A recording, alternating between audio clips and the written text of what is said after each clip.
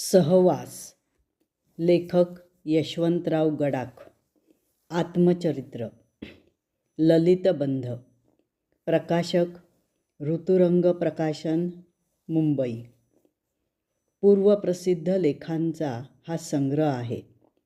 मनोगत वाचलं की लक्षात येतं, लेखकांनी अगदी प्रांजळपणे सांगितलं आहे, मी रूढार्थाने लेखक नाही.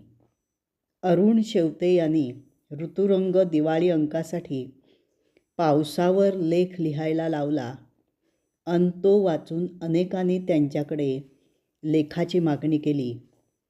ती पूर्ण करता करता लेखांची मालिका तयार झाली.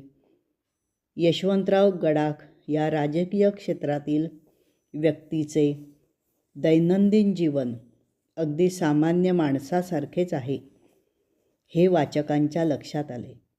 म्हणूनच हे लेख वाचकांच्या पसंतीला उतरले. एकूण 13 लेख या पुस्तकात आहेत. सावली या लेखात आईच्या कष्टाचं वर्णन केलं आहे. एका सामान्य स्त्रीचा जीवन प्रवास सुंदर रीतीने शब्दबद्ध झाला आहे. आईला आपण वेळ देऊ शकत नाही, तिची सेवा करू शकत नाही, ही मनातील खंत अगदी मोकळ्या मनाने व्यक्त केली आहे. आम्ही दोघं या लेखात आपली पत्नी व आपण यांच्यातील भावबंध मांडले आहेत. अगदी मोकळं ढाकळं आत्मकथन, कशाचाही आडपडदा न ठेवता केलेलं हे मुक्त चिंतन भावस्पर्शी वाटतं. पत्नीच्या आजारपणाने निर्माण झालेला मनाचा हळवा कोपरा लेखकांच्या व्यक्तिमत्वाची खरी ओळख करून देतो. धाकटी पाती या लेखात लहान भाऊ विश्वासराव याच्या कामाविषयीचा आदरभाव व्यक्त केला आहे.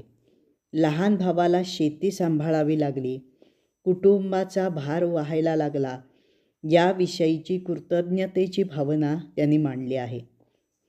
बालपण ज्या गावात गेलं ते सोनई गाव, कौतुकी नदी, गावातील सण समारंभ, रीतीभाती याविषयी यशवंतरावांनी भरभरून लिहिलं आहे.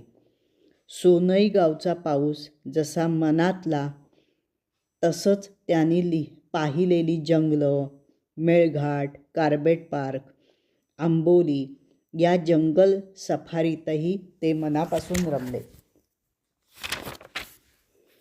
यशवंतराव राजकीय क्षेत्रातील एक मातब्बर असामी व अरुण शेवते साहित्यिक, पण या दोघांची छान मैत्री झाली आणि त्यातून एक साहित्यिक उदयास आला. अशीच मैत्री जमली सुरेश भट यांच्याशी. ही पत्रमैत्री वाचायलाच हवी. एक सच्चा कलावंत व राजकारणी यांच्यातील पत्रसंवाद नक्कीच वाचण्यासारखा आहे. यशवंतरावांना त्यांच्या राजकीय कारकिर्दीत अनेक माणसे भेटली. सुसंस्कृत नेतृत्व गुण असलेले सुशीलकुमार शिंदे, सरपंच ते मुख्यमंत्री या पदावर पोचलेले विलासराव देशमुख, माननीय शरद पवार, माननीय वसंतदादा पाटील, अजित पवार यांसारख्या अनेकांशी त्यांचे सूर जुळले. या प्रत्येकाची वैशिष्ट्ये त्यांनी सुंदर रीतीने रेखाटली आहेत. या राजकारण्यांचा मानवी चेहरा या लेखांच्या माध्यमातून वाचकांसमोर येतो. यशवंतरावांना फिरण्याची, प्रवासाची आवड होती.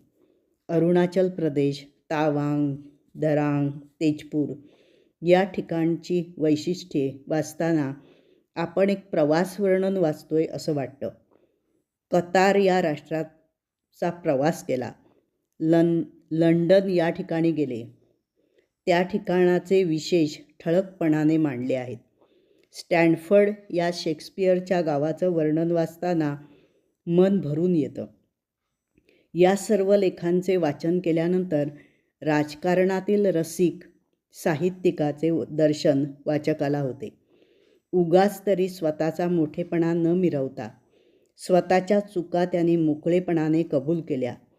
त्यातून कौटुंबिक नातेसंबंध कसे टिकवावे याचाही विचार केला.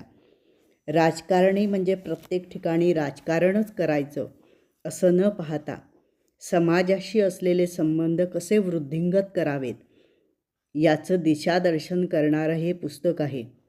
प्रत्येक राजकारण्याने हे पुस्तक वाचायलाच हवं. राजकारणी असलो तरी सभ्य सुसंस्कृत व्यक्ती म्हणून ओळख होणं महत्त्वाचं असतं. याचं भान आणि जाण असलेल्या व्यक्तीचे हे आत्मकथन परलेख मनाला भावतात.